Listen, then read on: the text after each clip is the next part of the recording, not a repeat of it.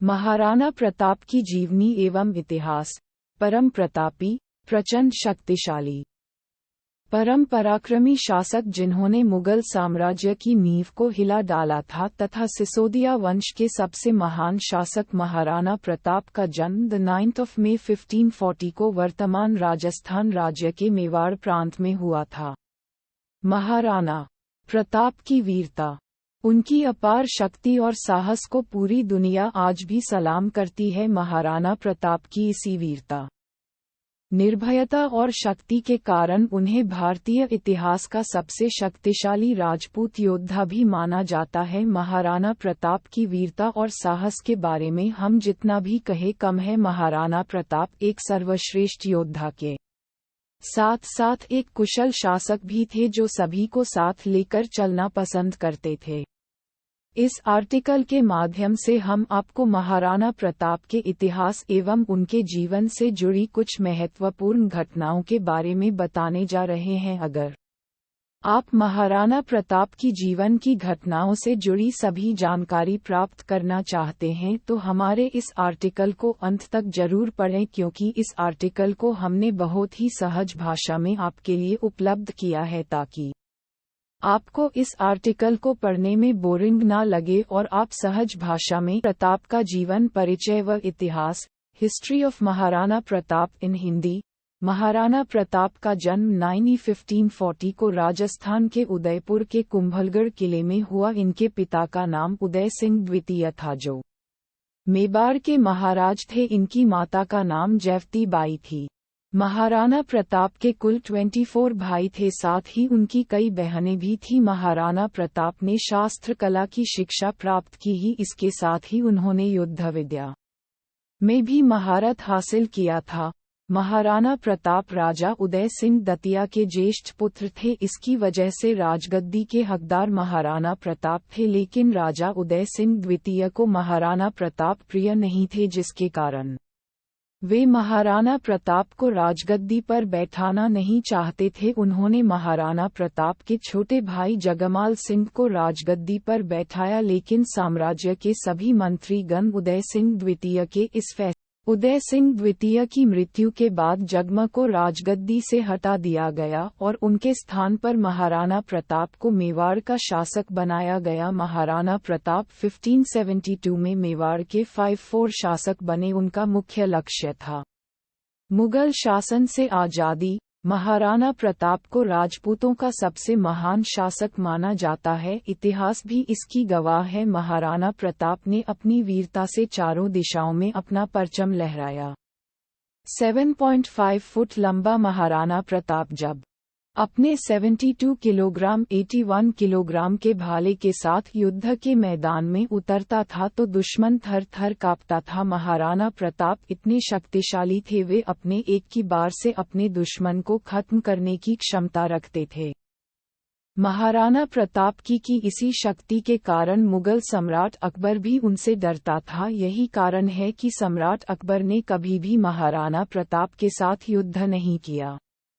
महाराणा प्रताप का इतिहास। History of Maharana Pratap इन हिंदी। महाराणा प्रताप एक कुशल सम्राट और साहसी योद्धा थे। उन्होंने मुगलों के सामने नतमस्तक होकर शासन करने से मना कर दिया। वे चाहते थे कि भारत को मुगल साम्राज्य से आज़ादी मिले, लेकिन महाराणा प्रताप को छोड़कर सभी राजपूत सम्राट मुगल शासक अकबर के मित्र बन गए। लेकिन महाराणा प्रताप ने कभी भी हार नहीं मानी। मुगल सम्राट अकबर महाराणा प्रताप से समझौता करना चाहते थे, लेकिन वो कहते हैं न कि सच्चे राजपूत किसी के सामने सर नहीं झुकाते। महाराणा प्रताप ने अकबर से समझौता करने से मना कर दिया, जिसके परिणामस्वरूप 1576 को हल्दीघाटी का भयंकर युद्ध हुआ। 18 जून 1576 को मुगल सेनाओं ने हल्दीघाटी के गोमंडा, जो वर्तमान में राजस्थान में है, में महाराणा प्रताप की सेना पर हमला कर दिया। मुगलों की सेना बहुत ज्यादा तादाद में थी, जबकि महाराणा प्रताप की सेना बहुत कम थी, इसलिए उन्हें मैदान छोड़कर भागना पड़ा। इस समय उनके घोड़े चेतक ने असाधारण वीरता दिखाते हुए महाराणा प्रताप की जान बचाने के लिए अपनी का युद्ध मुगलों के खिलाफ छापामार युद्ध था, जो इतिहास में गीतों चित्रों और लूटवार्ता द्वारा अमर हो गई। ये भी माना जाता है कि महाराणा प्रताप शारीरिक तौर पर बहुत ही ज्यादा ताकतवर थे, क्योंकि उनके कवच का वजन 72 किलोग्राम का था, जबकि उनके भाला का वजन 81 किलोग्राम था। कहा जाता है कि महाराणा प्रताप 203 किलो वजन लेकर युद्ध करते थे। महाराणा प्रताप इतने शक्तिशाली थे कि वे अपने एक ही बार से किसी भी इंसान के 2 टुकड़े कर सकते थे। महाराणा प्रताप और हल्दीघाटी का युद्ध। हल्दीघाटी का युद्ध महाराणा प्रताप के जीवन का सबसे बड़ा एवं सबसे निर्णायक युद्ध था। हल्दीघाटी के युद्ध को भारतीय इतिहास का सबसे चर्चित युद्ध भी माना जाता है, क्योंकि ये युद्ध एक साहसी एवं वीर योद्धा की निडरता और निर्भयता का परिचय देता है। हल्दीघाटी का ये युद्ध मेवाड़ के प्रतापी राजा महाराणा प्रताप एवं मुगल वंश के शासक सम्राट अकबर के बीघाटी युद्ध के कारण की बात करें तो इस युद्ध का सबसे बड़ा एवं एकमात्र कारण महाराणा प्रताप द्वारा अकबर की अधीनता स्वीकार न करना था। मुगल सम्राट अकबर चाहता था कि सभी राजपूत शासक अपने अपने क्षेत्र को मुगल साम्राज्य में ही मिला दे तथा उन्हीं के अधीन अपना शासन चलाएं, लेकिन महाराणा प्रताप को ये बात स्वीकार नहीं थी। वह स्वतंत्र शासन करना चाहते थे। उनका कहना था कि हम मुगलों की गुलामी कभी नहीं करेंगे, चाहे हमें प्राण ही क्यों न त्यागने पड़े। सम्राट अकबर ने कई बार महाराणा प्रताप को अपना संदीप प्रस्ताव भेजा, लेकिन हर बार महाराणा प्रताप ने अकबर के इस प्रस्ताव को ठुकरा दिया, जिसके कारण सम्राट अकबर ने महाराणा प्रताप के शासनाधीन क्षेत्र मेवाड़ को युद्ध के द्वारा अपने साम्राज्य के अधीन करने का निर्णय लिया। इसी के फलस्वरूप हल्दीघाटी का युद्ध हुआ। The 18th of June 1576 को मुगल सम्राट अकबर की सेनाओं ने राजस्थान के अरावली पहाड़ी की हल्दीघाटी मैदान में महाराणा प्रताप की सेनाओं पर हमला कर दिया। दोनों पक्षों के बीच यह भीषण युद्ध केवल 4 घंटे तक चला था। इस युद्ध में सम्राट अकबर की सेना का नेतृत्व आमिर के साथ सलमान सिंह प्रथम ने किया था तथा दूसरी ओर महाराणा प्रताप की सेना का नेतृत्व स्वयं महाराणा प्रताप ने किया था। लेकिन महाराणा प्रताप के सेनापति हकीम खान सूर ने भी हल्दीघाटी के युद्ध में अपनी महत्वपूर्ण ऐसा माना जाता है कि जब मुगल सेनाओं ने महाराणा प्रताप की सेनाओं पर हमला किया तो हकीम खान सूर की एक सैनिक टुकड़ी ने ही अकबर की सेना का सर्वप्रथम सामना किया। आपकी जानकारी के लिए हम आपको बताना चाहेंगे कि इस युद्ध में सम्राट अकबर ने महाराणा प्रताप के साथ युद्ध नहीं किया था। मैदान में लगातार 4 घंटे तक हुए इस युद्ध का परिणाम यह निकला कि इस युद्ध में दोनों पक्षों के लगभग 490 सैनिक मारे गए। हल्दीघाटी के युद्ध में भले ही महाराणा प्रताप को हार का सामना करना पड़ा, लेकिन फिर भी जिस प्रकार महाराणा प्रताप ने सम्राट अकबर की इतनी बड़ी सेना का सामना अपनी एक छोटी सी सैनिकों टुकड़ी के साथ किया, जिसके कारण हल्दीघाटी के युद्ध में उनकी वीरता का परिचय आज भी दिया जाता है। महाराणा प्रताप की पत्नी एवं उनके संतान महाराणा प्रताप की शादी 1557 ई में विजोलिया के सावंत रामराग पनवार की पुत्री अजबदे पनवार से हुई थी। उस समय महाराणा प्रताप की उम्र 17 वर्ष एवं अजबदे पनवार की उम्र 15 वर्ष थी। महारानी अजबदे महाराणा प्रताप की प्रथम पत्नी थी। महारानी अजबदे के अलावा महाराणा प्रताप की 10 और पत्नियां थीं। महाराणा प्रताप के 11 पत्नियां, 17 पुत्र तथा 5 पुत्रियां थीं, लेकिन अधिकतर पुराणों एवं लेखों में महाराणा प्रताप के केवल एक संतान अमर सिंह प्रथम का ही उल्लेख किया गया है।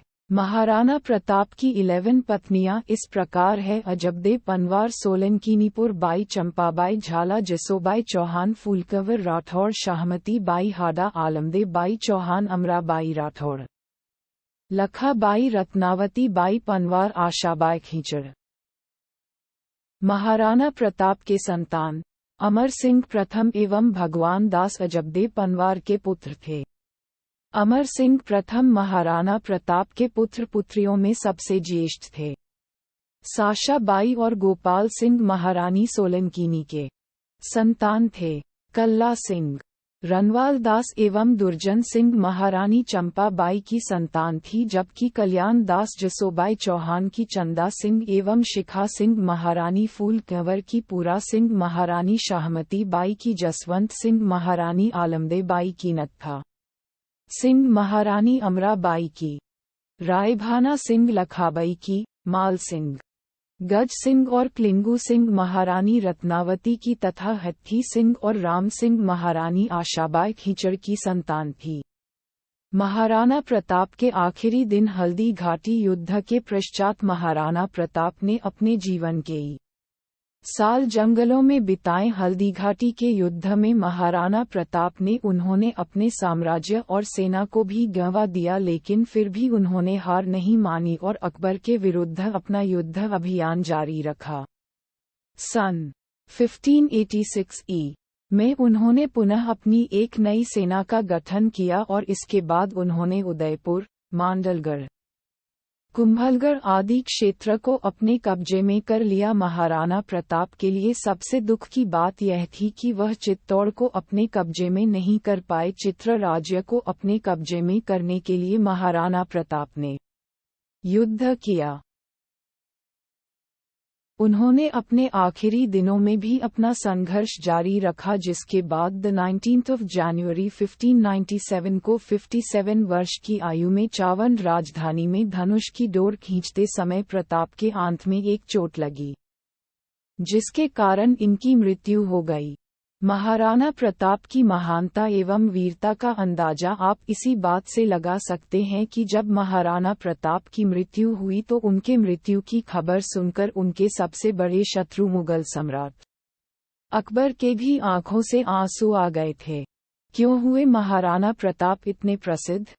महाराणा प्रताप को इतिहास के सबसे महान, साहसी एवं प्रसिद्ध शासकों में से एक माना जाता है। वे सबसे महान राजपूत शासकों में से एक थे। उनकी प्रसिद्धि का सबसे महत्वपूर्ण कारण उनका साहस और उनकी वीरता थी। वह एक महान सम्राट, कुशल शासक और साहसी योद्धा थे। महाराणा प्रताप मुगलों के पैरों तले शासन नहीं करना चाहते थे।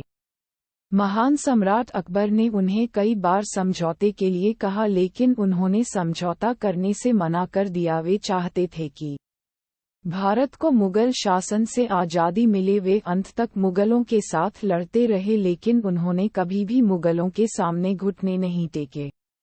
उनकी प्रसिद्धि का एक और कारण है हल्दीघाटी का युद्ध।